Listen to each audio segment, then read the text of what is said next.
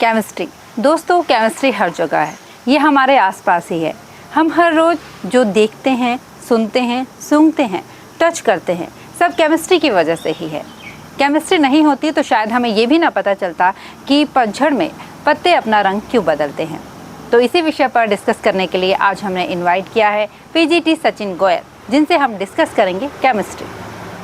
तो सर, सबसे पहले आपका बहुत बहुत स्वागत है हमारे प्रोग्राम में। Thank you ma'am. Sir, chemistry की इम्पोर्टेंस क्या है आपकी नज़र में? देखिए ma'am, chemistry basically material science है। जो भी चीज़ें हम देखते हैं, मैटर जो है, that is what you call chemistry. Yes.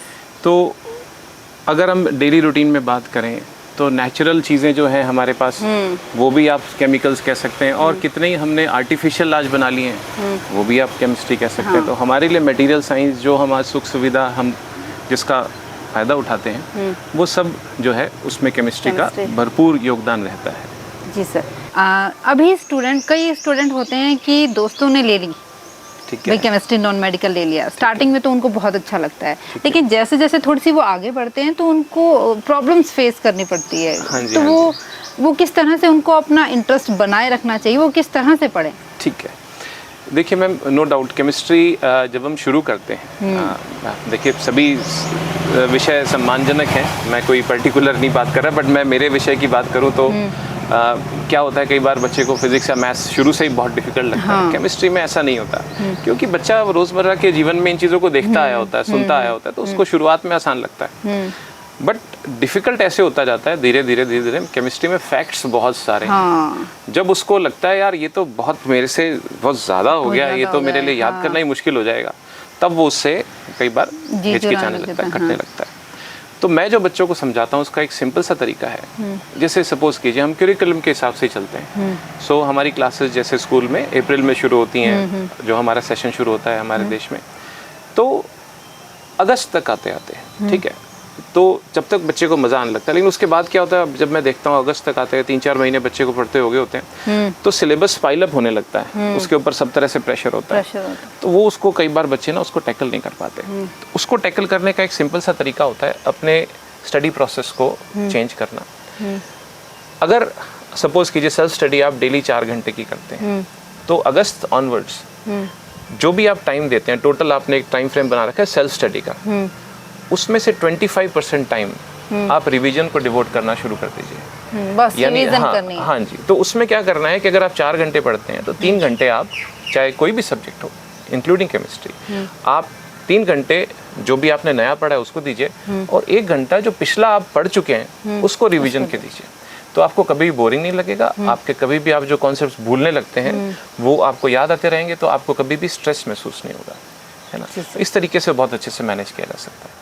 Sir, नोज़गे में डिजिटल क्लासरूम्स है, तो वो किस तरह से बच्चों के लिए बेनिफिशियल है? क्योंकि बच्चे जो देखते हैं वो जल्दी सीखते हैं पढ़ने के बजाय। बिल्कुल।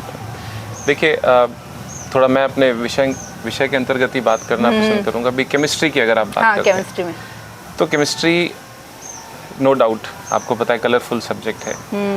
पहले हम पढ़ाते थे जो चॉक एंड डस्टर वाला मेथड हो जाता था, तो उसमें क्या था कि हम इमेजिन कराते थे बच्चों को, सोचो या ऐसा रंग होगा किसी चीज़ का, या जस्ट इमेजिन करो। तो बच्चा सिर्फ हाइपोथेटिकली इमेजिन करता था, अब अपने लेवल तक ही वो इमेजिन कर सकता था। तो क्या पता हर बच्चा अपने तरीके से इमेजिन करता है, लेकिन आज हम कहते हैं भाई देखो, ऐसा देखो, बहुत फ़र्क पड़ता है इस चीज़ का। फॉर एग्जाम्पल, जैसे आप देखिए, पहले अगर मुझे पीरियोडिक टेबल पढ़ाना होता था, तो नोज़गे में हमारे पास ये रहा है कि हमेशा से जो भी कटिंग एज समय के अनुसार जो अवेलेबल होता था ना, वो हमें हमेशा उपलब्ध रहा एज अ टीचर। तो उस टाइम हमारे पास बड़े फैंसी चार्ट्स होते थे, बड़े बड़े साइज़ के, तो हम वो क्लासरूम से मंगाते थे, हैंग करते थे, उसको बच्चे को समझाते थे, ठीक है। तो बट नो डाउट वो एक थोड़ा कम्बरसम काम होता था। लेकिन अब क्या हुआ, बस आपके जो है जस्ट पेन का आपने टच किया और पीरियोडिक टेबल सामने आ गया। उस पर आप पहले वाले चार्ट पे तो मैं पेन नहीं चला सकता था, मैं सिर्फ बताता था ये ऐसे ऐसे होता है। अब मैं उसके ऊपर मार्क करके बता देता हूँ, ये देखो ये एलिमेंट है वो। तो नो डाउट जो टेक्नोलॉजी है उसके साथ हम रेगुलरली नोज़गे में अपडेट हो रहे हैं, तो उससे बच्चे के समझने का तरीका बहुत बेहतर हो गया, और समय भी हमारा एफर्ट भी बहुत कम लगता है। So no doubt it's very much beneficial. Sir, आप स्टूडेंट्स को किस तरह से पढ़ाते हैं कि आपको लगे कि इस बच्चे को जो मैंने पढ़ाया है वो उनको इजीली वो ग्रैब करने और वो कंटिन्यूटी में रहें? ओके, तो मैम देखिए, ये चीज़ें भी एज अ टीचर भी अनुभव के साथ आती हैं। थोड़े बहुत आप मॉडिफिकेशंस करते हैं जब आपको खुद आप इस चीज़ को समझते हैं कि जैसे कैसे बच्चा समझेगा। फॉर एग्जांपल, एक बार मैंने मेरे लिए एक एक्सपेरिमेंट किया। मैंने बच्चों को वर्बली चैप्टर समझाया, एक छोटा सा एक बार, हालांकि बाद में मैंने उसको दोबारा पढ़ाया। एक चैप्टर को मैंने समझाया, साथ में लिखवाया, और फिर जब उनके टेस्ट लिए तो मैंने देखा कि जिसमें हमने लिखा और पढ़ा दोनों साइमल्टेनियस किया, उसमें बच्चों ने बहुत अच्छा किया। बट जिसमें सिर्फ सुना, उसमें बच्चों ने इन जनरल उनके टेस्ट में अच्छा इतना नहीं किया। तो वहाँ से मैंने एक चीज़ गांठ बांध ली कि लिखना भी उतना ही ज़रूरी है, डॉक्यूमेंटेशन भी उतना ही ज़रूरी है जितना कि समझना। तो वो एक सिंपल वर्ड्स में जो बच्चा अपनी क्लासरूम में अपनी जो नोटबुक बनाता है, उसका बहुत महत्व होता है, वो बहुत इंपॉर्टेंट होता है। मतलब लिखना बहुत ज़रूरी है। और देखिए, कई बार हम सोचते हैं, जैसे हमारी सोच इतनी एक रहती है पेरेंट्स की भी कि यार आगे तो कंपटीशन फाइट करना है, एमसीक्यूज देने हैं, तो एमसीक्यू में लिखना क्या ज़रूरी है। चलिए कोई बात नहीं, अगर आपने कर भी लिया, लेकिन उसके बाद क्या होगा? उसके बाद जब वो बच्चा कॉलेज में जाएगा, देन व्हाट हैपेंस? तो लिखना तो अल्टीमेटली आपको पड़ेगा। तो अगर बच्चे की लिखने की हैबिट नहीं होती, that child faces problem during his और ग्रेजुएशन। तो लिखना भी, डॉक्यूमेंटेशन करना भी उतना ही इम्पोर्टेंट होता है जितना कि समझना। तो मेरा अच्छा सर, आपकी क्लास में बच्चे जो केमिस्ट्री आपसे पढ़ते हैं, उनके सामने सबसे बड़ी प्रॉब्लम क्या आती है, या फिर कॉमन प्रॉब्लम बताइए कि वो कौन सी प्रॉब्लम वो है जो हर बच्चा फेस करता है? कि मैं मोस्ट ऑफ द स्टूडेंट्स, मतलब मेजॉरिटी, फ्यू एक्सेप्शंस को छोड़ के, ऑर्गेनिक में बच्चे प्रॉब्लम फेस करते हैं। जैसे क्योंकि नो डाउट ऑर्गेनिक में लर्निंग प्रोसेस बहुत ज़्यादा है। हालांकि हम उसमें एक मेथोडोलॉजी से पढ़ाते हैं कि बच्चा एक सिस्टम से बातों को समझे। ऐसा नहीं है कि मतलब सिर्फ कोर यूँ के क्रैमिंग है, सिस्टम है, रिएक्शंस का एक सिस्टम होता है। बट फिर भी नो डाउट लर्निंग बहुत ज़्यादा होती है, आपको मेमोराइज काफ़ी कुछ करना पड़ता है। तो वो जो है वो बच्चों को जनरली प्रॉब्लम रहती है कि सर हम ये रिएक्शंस याद कैसे करें। तो ये प्रॉब्लम्स फेस करके आते हैं। Physical chemistry most of the students they manage well.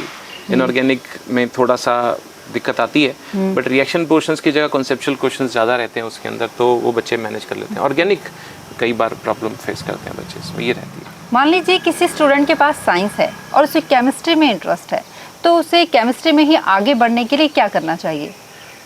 देखिए मैम, केमिस्ट्री में थोड़ा सा ये है कि जैसे जैसे समय बीतता है, बच्चा अपना रुझान देखता है। केमिस्ट्री में 3 अलग अलग पोर्शंस बनते हैं। जैसे थोड़ा मैथमेटिकल पोर्शन वो फिजिकल केमिस्ट्री कहलाता है, then there is inorganic chemistry, और तीसरा फिर इसमें ऑर्गेनिक केमिस्ट्री आता है। तीनों पोर्शंस की अपनी अपनी सिग्निफिकेंस है। ऐसा नहीं है कि कोई कम या कोई ज़्यादा है, सभी अपनी अपनी जगह इंपॉर्टेंस रखते हैं। बच्चे को जिसमें रुझान लगे वो उसमें आगे बढ़ता हर बच्चे के इंटरेस्ट के ऊपर डिपेंड करता है। सो बेसिकली इंटरेस्ट है, जो उसको धीरे धीरे अच्छा लगता है वो उसमें एक्सेल करे। आज के दौर का सिस्टम यही है कि जो भी एक चीज़ आपको अच्छी लगे आप उसमें मास्टरी कीजिए, and you can pursue a very good career in any of that subject. वो करियर किस तरह से बना सकते हैं केमिस्ट्री में? कैरियर की अगर आप बात करें मैम, अगर सिर्फ पर्टिकुलरली केमिस्ट्री में जाना चाहते हैं तो देखिए, जैसे कुछ चीज़ें ऐसी हैं कि हमें शायद पता नहीं होता, या एक थोड़ी सी ये भी कह सकते हैं कभी कभी भेड़चाल होती है कि सिर्फ डॉक्टर और इंजीनियर ही बनना है। ऐसा नहीं होता। किसी ने गाइड कर दिया, या फैमिली में कोई रह गया, या फ्रेंड में कोई हो गया, तो उन्होंने जो बोला हमने कर लिया। तो मैं आपको बताता हूँ, जैसे अगर आप पर्टिकुलरली बच्चा कोई केमिस्ट्री में ही आगे कैरियर परस्यू करना चाहता है, देयर आर वंडरफुल कैरियर्स, बहुत हाईली पेड कैरियर्स हैं, और जॉब सेटिस्फेक्शन बहुत ज़्यादा होता है। फॉर एग्जाम्पल, जैसे बच्चा अपना आराम से +2 करता है, ठीक है, साइंस ग्रेजुएट है, तो उसके बाद अपना ग्रेजुएशन करे, बीएससी करे, and then particularly non medical का अगर स्टूडेंट है तो he or she can appear for an exam जिसको IIT जैम बोलते हैं। जॉइंट एडमिशन टेस्ट होता है फॉर मास्टर्स और PhD। IITs में उसकी पढ़ाई होती है, और उसके बाद बहुत शानदार कैरियर्स होते हैं। रिसर्च में जा सकता है, एकेडमिक्स में जा सकता है, इंडस्ट्रीज़ में जा सकता है, जहाँ भी उसकी रिक्वायरमेंट हो। रिसेंटली अगर मैं बात करूँ, लास्ट ईयर ही हमारी स्टूडेंट थी Komal Ojha, so she did +2 from our school with very good marks, then she graduated, BSc किया उसने जयपुर से, एंड देन अभी लास्ट ईयर जैम में उसका बहुत अच्छा स्कोर आया, and now she is pursuing MSc in chemistry in IIT Hyderabad. तो she has a wonderful career ahead. तो ऐसे ही हमारे स्टूडेंट रहे रामिल, सो ही डिड +2 उन्होंने बायोलॉजी से किया एंड देन SRM से उन्होंने जो है बीटेक किया था जेनेटिक इंजीनियरिंग में, जो लोगों को इतना पता नहीं होता। Now currently he is in Germany, so he is a scientist. So there are ample of opportunities. Government jobs में जाना चाहते हैं तो केमिस्ट जॉब्स निकलती हैं। अगर आप देश की सेवा करना चाहते हैं तो DRDO आपने सुना होगा, defence research and development organisation, उसमें एज साइंटिस्ट वैकेंसीज निकलती हैं। They require chemistry students. फिर उसके सिवाय जैसे ONGC है, ऑयल नेचुरल गैस कॉरपोरेशन, उन सब में भी इसी तरीके की आपके जो है वो MSc ग्रेजुएट्स मांगते हैं। और नो डाउट अगर आप एकेडमिक्स में जाना चाहते हैं, एज अ टीचर लेक्चरर बनना चाहते हैं, तो schools and colleges always welcome a chemistry teacher. शायद हमें पता ना हो, लेकिन जो हमारे देश के one of the richest person है Mukesh Ambani, so he is a chemical engineer by qualification. उनकी एकेडमिक्स जो है वो बीटेक है केमिकल BE केमिकल इंजीनियरिंग में फ्रॉम बॉम्बे। तो उसी तरीके से गूगल के CEO जो हैं सुंदर पिचाई, सो शायद लोगों को ना पता हो, पर अगर आप उनका प्रोफाइल देखेंगे, so he has also done BTech in metallurgy. उसके बाद उनका MS जो है वो भी उसमें मटेरियल साइंसेज में है। उसके बाद उन्होंने MBA किया। तो कहीं ना कहीं ये चीज़ें जो है मटेरियल्स की नॉलेज उनको आज नए कॉन्सेप्ट बनाने में, कैंसर की जो आज की डेट में सबसे बहुत एक इम्पॉर्टेंट ड्रग होती है, टैक्सोल बोलते हैं, पैक्लीटेक्सेल के नाम से चलती है बाजार में। सो 1990 आई थिंक 3 से वो पेटेंट है और it is one of the best medicine. Chemotherapy में यूज़ होती है वो। कितनों की जानें बचाई हैं उसने आज तक। तो उसको डिस्कवर करने में भी 2 साइंटिस्ट थे, उनमें से एक मनसुख मानी, ही वॉज एन इंडियन। उनका ग्रेजुएशन और पोस्ट ग्रेजुएशन दोनों केमिस्ट्री में ही है, सो बॉम्बे से। तो ऐसा है कि इसमें अगर आपको मानव जाति की सेवा भी करनी है तो भी आप बहुत कुछ इसमें कर सकते हो। तो अगर आप अपने आप को लायक बनाते हो तो money is actually a secondary issue. तो किसी भी बच्चे को हमें सिखाना चाहिए कि आप उसमें उसका अगर इंटरेस्ट आता है तो there are multiple avenues in chemistry, बहुत कुछ कर सकता है वो केमिस्ट्री में। सर, आप नीट एंड JEE के स्टूडेंट्स के लिए कुछ कहना चाहेंगे? जी मैम, देखिए केमिस्ट्री दोनों में ही आता है। आप देखिए चाहे स्टूडेंट बायोलॉजी का है, चाहे वो इंजीनियरिंग में जाना चाहता है, दोनों के लिए केमिस्ट्री कॉमन है। लेकिन जो अप्रोच रहती है जो इन कॉम्पिटिटिव एग्जाम्स की, नीट की और JEE की, उसमें एक बेसिक डिफरेंस रहता है। उसको हमें समझना ज़रूरी है। देखिए नीट करके बच्चा जब डॉक्टर बनता है, सरकार हमसे क्या चाहती है? डॉक्टर का काम क्या होता है? डॉक्टर का काम होता है क्विक डिसीजंस लेना। किसी मरीज की जान जा सकती है तो उसको जो है he has to take quick decisions, ठीक है। जबकि इंजीनियर का काम क्या होता है कि उसको, जैसे मान लीजिए कोई हाई राइज बनानी है, कोई कंस्ट्रक्शन करनी है, तो उसमें बहुत सारे एस्पेक्ट्स साइमल्टेनियसली सोचने होते हैं। उसमें कोई 10 दिन फालतू लग जाए कोई बात नहीं, बट उसको करेक्ट डिसीजंस लेने होते हैं और काफ़ी सारे मल्टीपल डिसीजंस साइमल्टेनियसली लेने पड़ते हैं उसको। तो वही बेसिक एक फॉर्मेट का डिफरेंस रहता है कि नीट में क्वेश्चन स्ट्रेट फॉरवर्ड आते हैं, लेकिन क्या होता है कि उसमें टाइम कम मिलता है हमें। तो कम समय में ज़्यादा क्वेश्चंस करने होते हैं। ऑन दी अदर हैंड, जिसमें आप JEE की खासतौर पे एडवांस की जब आप बात करते हैं, तो उसमें क्या होता है कि आपके पास जो क्वेश्चंस आते हैं वो कॉम्प्लेक्स प्रॉब्लम्स आती हैं। कॉम्प्लेक्स का मतलब कि एक ही क्वेश्चन के अंदर आपके पास, मान लीजिए अगर मैं अपने तरीके से बोलूँ तो थर्मोडायनेमिक्स का भी कॉन्सेप्ट होगा, साथ में इक्विलिब्रियम का भी होगा, या साथ में शायद आइडियल गैस इक्वेशन भी लग रही होगी। तो 2-3 कॉन्सेप्ट्स मिक्स होकर आते हैं, इसको हम कॉम्प्लेक्स प्रॉब्लम्स बोलते हैं। तो उसमें टाइम लेकिन आपको ज़्यादा दिया जाता है। तो ये एक बेसिक डिफरेंस रहता है अप्रोच का। तो अगर आप इनिशियल प्रिपरेशन कर रहे हैं तो मैं ये कहूँगा कि आप चारों बुक्स अपनी NCERT जो है 11th और 12th की वो करें, और अगर आप एडवांस की तैयारी करना चाहते हैं तब आप जो है उसमें कठिन प्रॉब्लम्स है उसके ऊपर करें। तो जैसे कहते हैं ना कि खिचड़ी किनारे से खानी चाहिए, बीच में हाथ डालते हैं तो हाथ जल जाता है। तो उसी तरीके से पहले आप इजी जो है ना कॉन्सेप्ट्स को समझिए, अपने उसको करिए, और उसके बाद फिर सीधे आप आगे जो है कॉम्प्लेक्स चीज़ों को स्टेप बाय स्टेप लर्निंग कीजिए। ये बेटर है। अच्छा सर, चलते चलते एक ट्रिक स्टूडेंट्स के लिए। देखिए, जो सबसे बड़ी प्रॉब्लम है वो है ऑर्गेनिक केमिस्ट्री। जो मेरा अनुभव रहा है बच्चों को जो रहती है, उसका एक तरीका आपको बताता हूँ। देखिए, रिएक्शंस तो याद करनी पड़ेंगे आपको, कोई उसका शॉर्टकट नहीं है, ठीक है। आप ऑर्गेनिक केमिस्ट्री को जो है जब आप पढ़ते हैं, आप एक ही जगह से पढ़िए, सबसे पहला काम, और वो एक जगह है हमारी NCERT बुक, ठीक है। हमें लगता है कॉम्पिटिशन्स में पता ही नहीं क्या आता है, लेकिन आपको ये बता दूं कि आज का नॉर्म यही है कि एनसीईआरटी में से ही मेजॉरिटी क्वेश्चन बेस आते आपका वही रहता है। बेस वही है। अब क्या हुआ कि आपने आज तो पढ़ी ऑर्गेनिक केमिस्ट्री मान लीजिए एनसीईआरटी से, परसों कल किसी आपने मान लीजिए किसी बुक से पढ़ ली, फिर किसी दिन किसी के नोट्स से पढ़ ली। अब उससे क्या होगा कि रिएक्शंस तो वही होती हैं, लेकिन कई बार उनका ऑर्डर बदला हुआ होता है। अब जब हम उसको रिकॉल करते हैं तो वो मैस्ड अप हो जाता है। लेकिन बार बार अगर हम एक ही जगह से पढ़ते हैं ना, और जब हम उसको एग्जाम में रिकॉल कर रहे होते हैं तो हमें एक पिक्चर रहती है दिमाग में कि मैंने ये रिएक्शन राइट हैंड कॉर्नर पे नीचे पेज पे यहाँ कहीं लिखी हुई थी, ऐसी आपको ध्यान आती है, तो वो छप जाती है दिमाग के अंदर। तो पहला काम ये करना चाहिए कि आपको एनसीईआरटी से अच्छे सारे क्वेश्चंस करो, फिर आप अपना एक रजिस्टर बनाइए जिसमें आपको लगता है कुछ और एडिशनल बातें हैं, आप किसी रिफ्रेशर को पढ़ रहे हैं, कोई नोट्स पढ़ रहे हैं, वो आप अपना अलग से एडिशनल बनाइए। बट बोर्ड्स के लिए या अगर आप नीट या मेंस की तैयारी कर रहे हैं, आप अपनी एनसीईआरटी पर ही जोर दें, ये ज़्यादा जरूरी है। Thank you sir, thank you so much. आपने इतनी अच्छी बातें हमें बताई, और केमिस्ट्री को इंटरेस्टिंग किस तरह से बनाएं, उसे एज अ करियर किस तरह से ले, आपने बच्चों को गाइड किया। Thank you so much sir, thank you. आपको नोज़ की ज्वाइन किए हुए कितना टाइम हो गया? Ma'am I am here since 2009, तो 2009 तो 15 साल हो गए काफ़ी, मुझे। हाँ, लंबा टाइम हो गया। तो आपकी नज़र में नोज़ की किस तरह से डिफर है? देखिए मैम, वहाँ लगा हुआ है ना, आई रियली लव नोज़ के, है ना। सो तो मैं तो, आप इसको चाहे बायस्ड कह लें या जो भी है, बट आई रियली लव नोज़ के। और मैंने जैसे जैसे मेरी उम्र लिए मैंने नोज़ के को बढ़ते हुए देखा है। तो शुरुआत में जब थे तो भी समय के अनुसार अगर हम बात करें, ठीक है, सभी जगह सभी अपनी व्यवस्था करते हैं, लेकिन यहाँ पर समय के अनुसार बेस्ट जो फैसिलिटीज़ हमें अवेलेबल रहेंगी हमेशा बच्चों के लिए, ठीक है। जब जैसी जो समय रहा, कभी कोई मॉडल आया, कोई चार्ट आया, कुछ भी आया, मैंने कभी सर को जाके कहा, तो हमें यही कहा कि यार जो लेना है आप लीजिए, जो बच्चों के लिए बेहतरी के लिए हो सकता है वो आप कीजिए।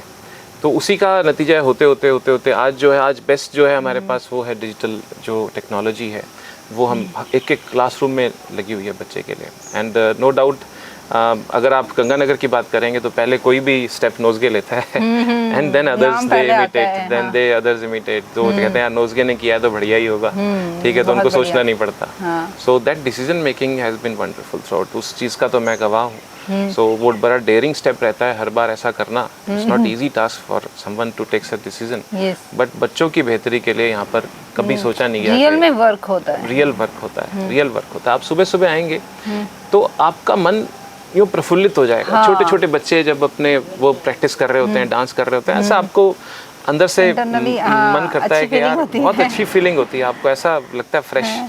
तो उसके बाद आप जाते हैं, तो उसके बाद हालांकि मुश्किल होता है कि भाई आप 7-8 पीरियड तक अपने आप को ऐसा मोटिवेटेड रखें, लेकिन जब आप देखते हैं कि लेकिन आपके मेंटर्स जो आपके होते हैं, जो आपसे सीनियर्स होते हैं, वर्क कल्चर यहाँ पर ऐसा है कि वो इतने एक्टिव रहते हैं, उनको देख के लगता है यार ये हमसे बड़े हैं, जब ये ऐसे कर सकते हैं तो हमारे में क्या कमी है। तो हम भी उसी तरह से चार्ज और मोटिवेटेड रहते हैं। ये तो बहुत फ़र्क है। तो हमेशा अपने आप को अपडेटेड रखना, ऑन द टोज रखना, वो हमेशा से यहाँ का वर्क कल्चर रहा है जो मैं देखता रहा हूँ, और वही कहीं ना कहीं रीज़न है कि नोज़गे ने कभी पीछे मुड़ के नहीं देखा। नहीं, बिल्कुल नहीं। तो ये थे हमारे साथ पीजीटी केमिस्ट्री सचिन गोयल, जिन्होंने हमें बताया कि केमिस्ट्री में किस तरह से हम अपना करियर बना सकते हैं और इसे किस तरह से इजी वे में पढ़ सकते हैं। तो इसी तरह की और भी नोज़गे की सितारों से हम आपको मिलवाते रहेंगे। तब तक देखते रहिए नोज़गे स्टार्स। Thank you.